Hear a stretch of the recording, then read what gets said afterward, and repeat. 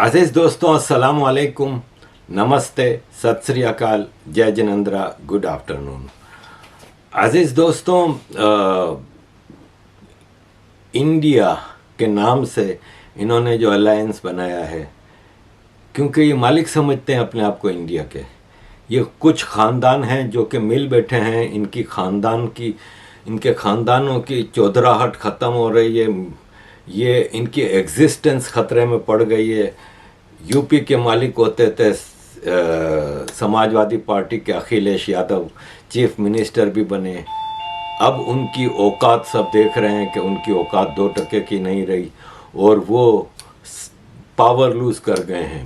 कांग्रेस जो कि पूरे भारत की मालिक समझती थी अपने आप को, वो भी फारिग हो गई है। लालू प्रसाद यादव की फैमिली वापस आई है पावर में। किस तरह मैनिपुलेशन हुआ, किस तरह वहाँ के सीएम ने उनके साथ एक गड़बड़ी करके सरकार बनाई। इस तरह सारे ख़ानदानों की, कश्मीर में अब्दुल्ला और मुफ्ती ख़ानदानों की भी चौधराहट ख़त्म हो गई। और महाराष्ट्र में बीजेपी के साथ मिलके इलेक्शन जीते शिवसेना वाले, लेकिन उन्होंने ऐन मौके पे धोखेबाजी की और चीफ मिनिस्टर बनने का मौके का फ़ायदा उठाया उन चोरों के साथ जिनके खिलाफ शिवसेना के अजीम नेता बाल ठाकरे जी हमेशा उनके खिलाफ एक इन्होंने जद्दोजहद की, लेकिन उन्हीं के साथ मिल के फिर सरकार बनाई और फिर उनको उसकी भी कीमत अदा करनी पड़ी। अब आप देखें ना कि कैरेक्टर क्या है। ये हमारे उद्धव ठाकरे जी हैं, जो कि क्या कहते थे सोनिया गांधी के बारे में और अब किस तरह सोनिया गांधी के साथ मिल बैठे हैं।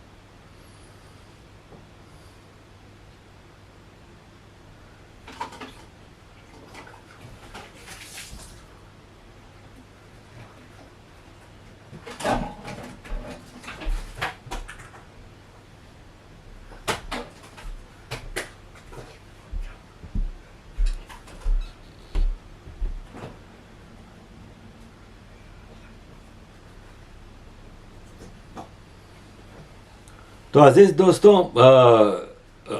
इस ठगबंधन कह लें इसको, गठबंधन तो नहीं, ठगबंधन कहेंगे। इस ठगबंधन के ऊपर अश्विनी उपाध्याय जी ने बड़ी खूबसूरत चीज़ें हमारे सामने रखी हैं जो कि आई ओपनिंग हैं। और मैं समझता हूँ कि जिस तरह से अश्विनी उपाध्याय जी ने इस ठगबंधन की सारी पोलें खोली हैं, इनके एक एक चीज़ को नंगा कर दिया है, वो सुनने लायक है। ये आपके सामने मैं अश्विनी उपाध्याय जी की 2 छोटी छोटी वीडियोस रख रहा हूँ, वो सुनिए, आपको अंदाज़ा हो जाएगा कि किस तरह ये मैनिपुलेशन करके भारत की तरक्की का, भारत की डेवलपमेंट की, भारत की प्रोग्रेस के ख़िलाफ़ इंडिया नाम यूज़ कर रहे हैं। जबकि मैं समझता हूँ कि there should be a legal provision कि आप कंट्री के नाम को अपनी पॉलिटिकल उसको नहीं वो कर सकते। जैसे कोई पाकिस्तान में पाकिस्तान नामी पॉलिटिकल पार्टी बना ले, कोई यहाँ पे इंग्लैंड नामी पॉलिटिकल पार्टी बना ले, फ्रांस नामी, इस तरह दुनिया में कहीं होता नहीं। ये करप्ट लोग एक नई चीज़ लाए हैं। हो सकता है कि कोई इसका लीगल प्रोविज़न हो और कोई अदालतों में जाके इनको इंडिया नाम यूज़ करने से रोके। वैसे भी ये इंडिया नाम अंग्रेज़ों ने दिया था, असल तो भारत है। और लेट्स सी, आफ्टर ऑल ये सारी ख़ानदानी पार्टियां ज़्यादातर अंग्रेज़ों की पैदावार हैं। तो अजीज़ दोस्तों, सुनिए अश्विनी उपाध्याय जी को। थैंक यू वेरी मच अजीज़ दोस्तों for all your support. Kindly keep supporting. सब कुछ बदल रहा है, नेता पार्टी बदल रहे हैं, पार्टियां गठबंधन बदल रही हैं, गठबंधन के नाम बदल रहे हैं, गठबंधन के नारे बदल रहे हैं, लेकिन 2 चीज़ नहीं बदल रही है। एक तो पार्टियों के जो आला कमान है, पार्टियों का जो परिवार है, जो परिवार का कब्जा है, वो नहीं बदल रहा है। दूसरा, भारत का कानून नहीं बदल रहा है। जैसे महबूबा की पार्टी में वही अध्यक्ष रहेंगी, सांसद विधायक कोई बन जाएगा, अध्यक्ष नहीं बदलेगा। अब्दुल्ला की पार्टी हमेशा अब्दुल्ला के कब्जे में रहेगी, ममता की पार्टी हमेशा ममता के कब्जे में रहेगी, राहुल सोनिया की पार्टी हमेशा राहुल सोनिया के कब्जे में रहेगी, चौटाला की पार्टी हमेशा चौटाला के कब्जे में रहेगी। डीएमके हमेशा स्टालिन के कब्जे में रहेगी, आपकी झारखंड मुक्ति मोर्चा हमेशा सोरेन परिवार के कब्जे में रहेगी। तेलंगाना में, आंध्रा में जो जगन मोहन का परिवार है या वाईएसआर का परिवार है वो उसी के कब्जे में रहेगा। तो पॉलिटिकल पार्टियों के ऊपर जो परिवारों का कब्जा है वो कब्जा नहीं बदल रहा है। दूसरा, कानून नहीं बदल रहा है। घूसखोरी का कानून नहीं बदला, जमाखोरी का कानून नहीं बदला, मिलावटखोरी का कानून नहीं बदला, कालाबाजारी का कानून नहीं बदला, मुनाफाखोरी का कानून नहीं बदला, सूदखोरी का कानून नहीं बदला, जिहाद के खिलाफ कोई नया कानून नहीं बना, जेनोसाइड के खिलाफ कोई नया कानून नहीं बना, पत्थरबाजी के खिलाफ कोई नया कानून नहीं बना, नक्सलवाद माओवाद के खिलाफ कोई नया कानून नहीं बना, काला धन हवाला वाला कानून नहीं बदला गया, बेनामी संपत्ति का कानून नहीं बदला गया, आय से अधिक संपत्ति कानून नहीं बदला गया, पुलिस सिस्टम नहीं बदला गया। 1861 का आज भी चल रहा है जो पुलिस एक्ट है। इंडियन पिनल कोड आज भी वही चल रहा है, मैकाले द्वारा 1860 में बनाया गया था, 150 साल से ज़्यादा हो गया, वो चल रहा है। एविडेंस एक्ट 1872 का आज भी चल रहा है, गवाहों के बयान उसी से चल रहे हैं, 1872 वाले कानून से चल रहे हैं। तो न पुलिस सिस्टम बदल रहा है, न जुडिशियल सिस्टम बदल रहा है, न पुलिस चार्टर लागू हुआ, न जुडिशियल चार्टर लागू हुआ, न इलेक्शन सिस्टम बदल रहा है।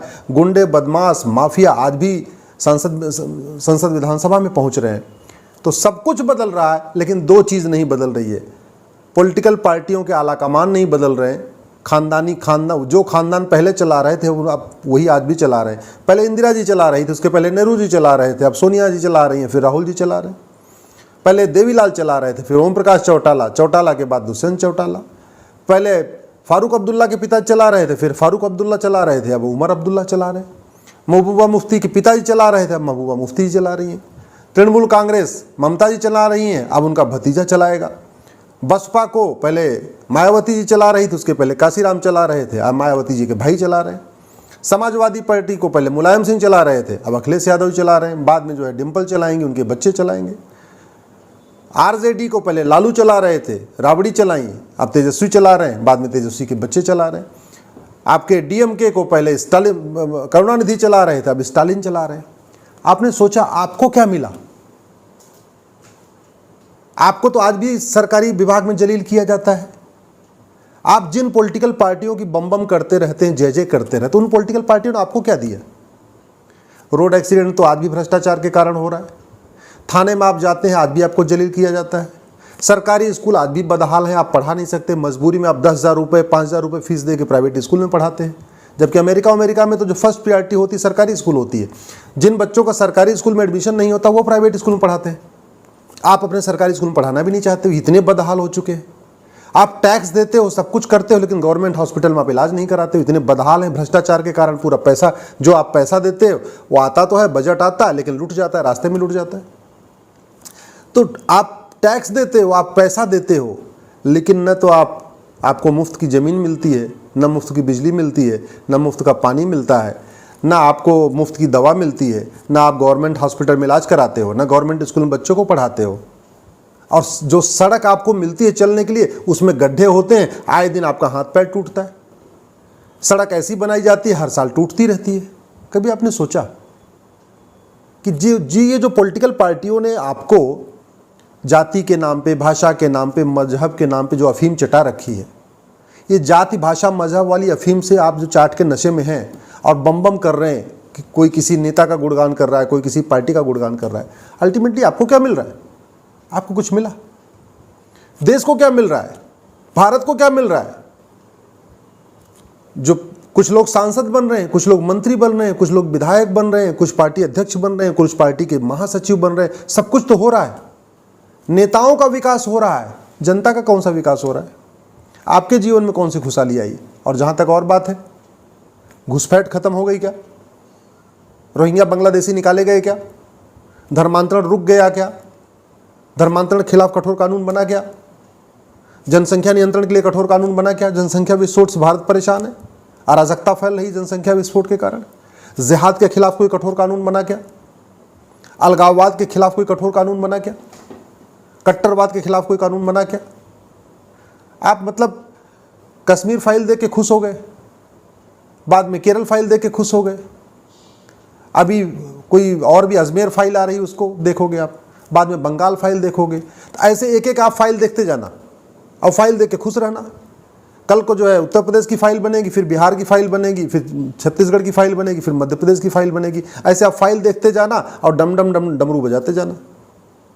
कभी आपने सोचा कि मिल क्या रहा है आपको? क्यों नहीं आप कठोर कानून की मांग करते हो? फ्रांस से कुछ सीखा नहीं क्या?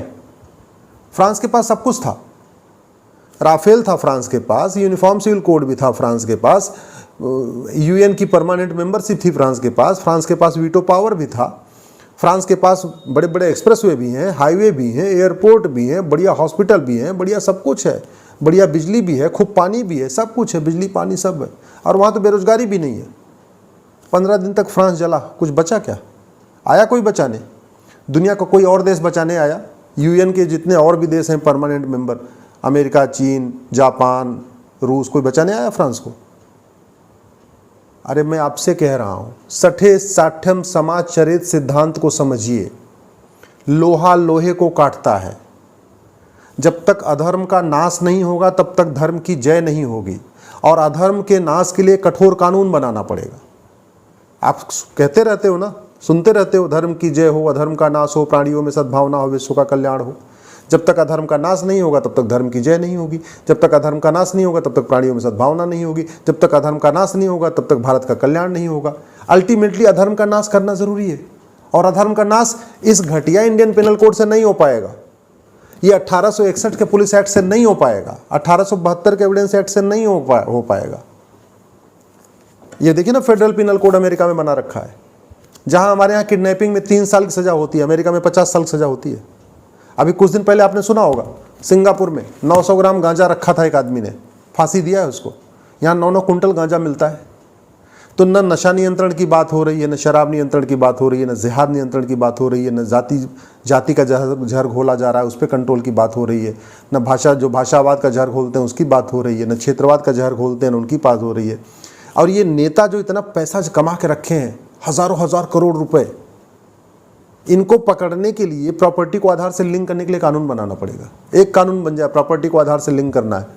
मैं गारंटी के साथ कहता हूँ, ये सारे जितने नेता हैं ना सफ़ेद पोश जो चप्पल पहन के घूम रहे हैं, ये चप्पलबाज नेता जो चप्पल पहन घूमने वाले 5-5 हज़ार करोड़ के मालिक निकलेंगे। केवल एक कानून बन जाए कि प्रॉपर्टी को आधार से लिंक कर दिया जाए। तो इसकी मांग करिए। काहे लिए पॉलिटिकल पार्टियों की जय जय कर रहे हैं फालतू में झूठ मूठ के, जो कुछ नहीं आपको देते?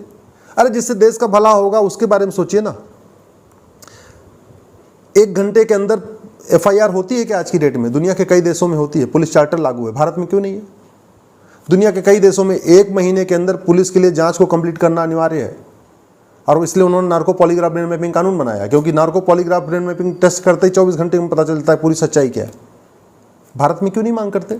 आप भी मांग करो ना, जोर जोर से मांग करो।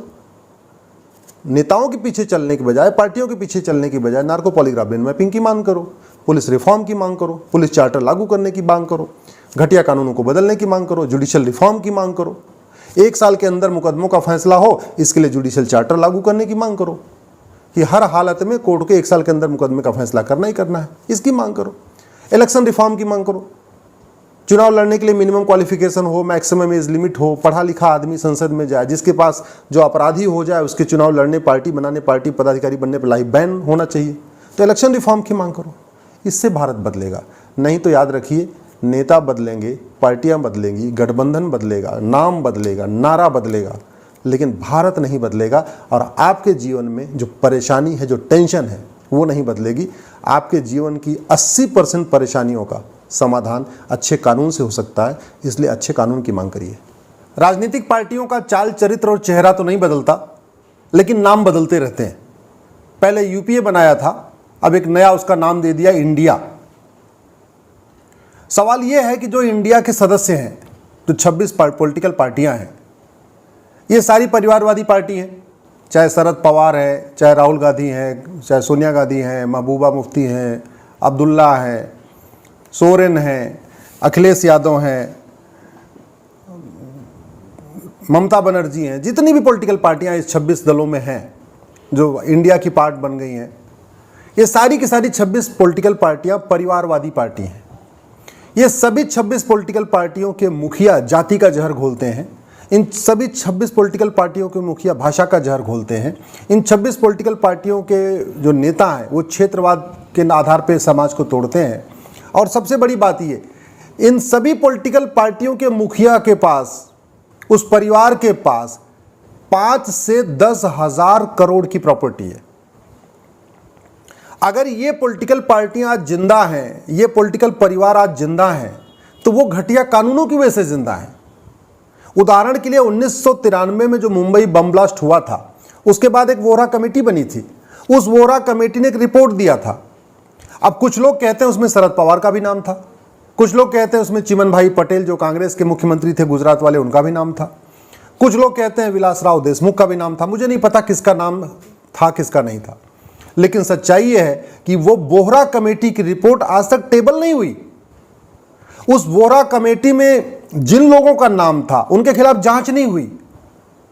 अगर वोहरा कमेटी की रिपोर्ट पब्लिश हो जाए तो कांग्रेस और शरद पवार की पार्टी तो अपने आप खत्म हो जाएगी।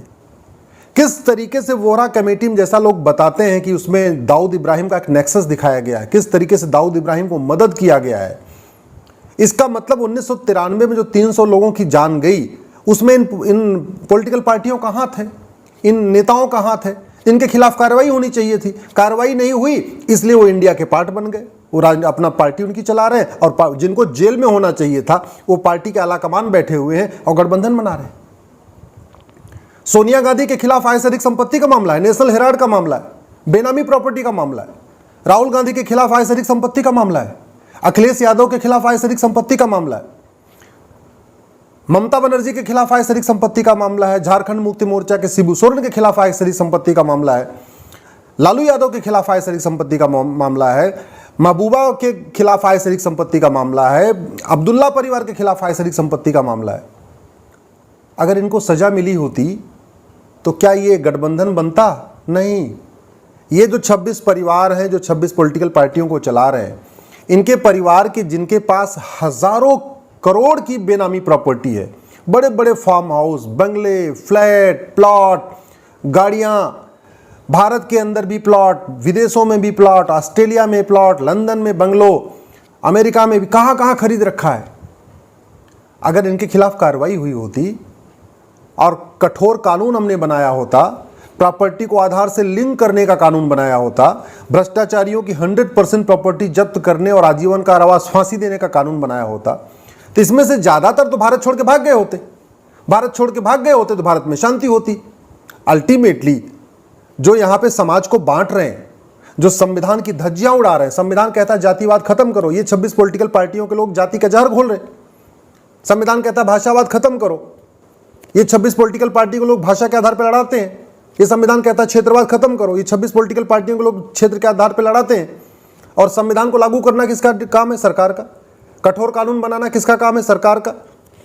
1860 के इंडियन पिनल कोड को बदलना किसका काम है? सरकार का। 1861 के पुलिस एक्ट को बदलना किसका काम है? सरकार का। 1872 के एविडेंस एक्ट को बदलना किसका काम है? सरकार का।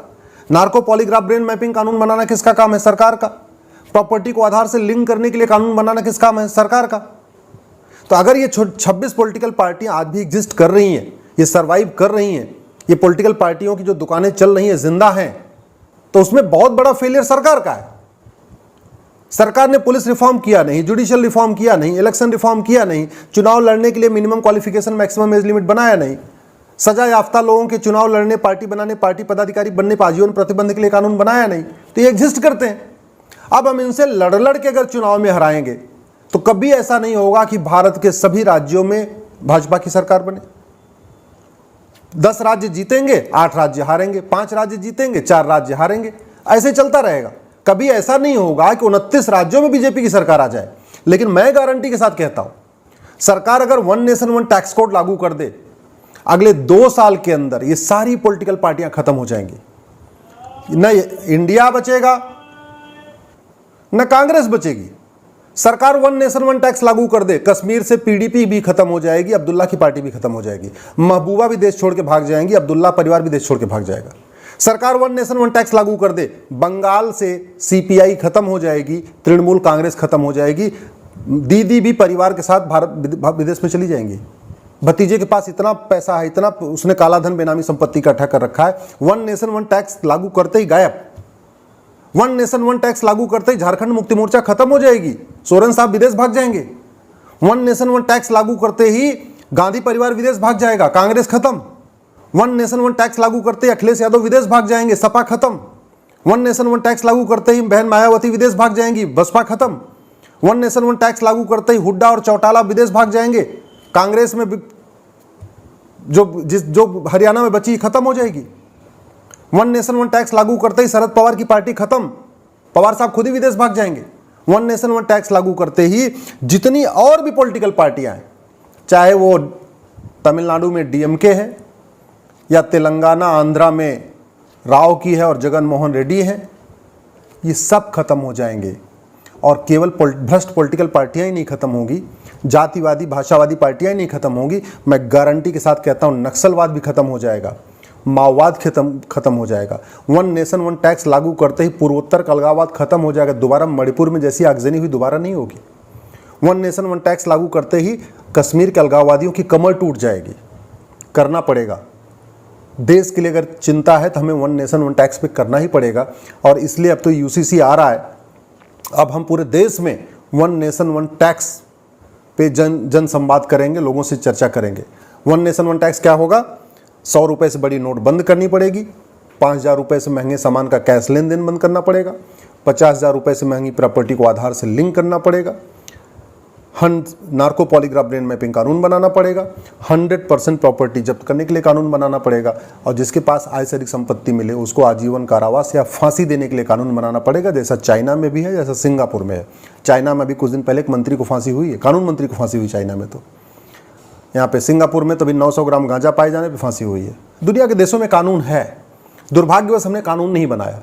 जब कानून घटिया है तो घटिया नेता आगे बढ़ेंगे। कानून अच्छा होगा तो अच्छे लोग संसद में जाएंगे, कानून घटिया होगा तो घटिया लोग संसद में जाएंगे।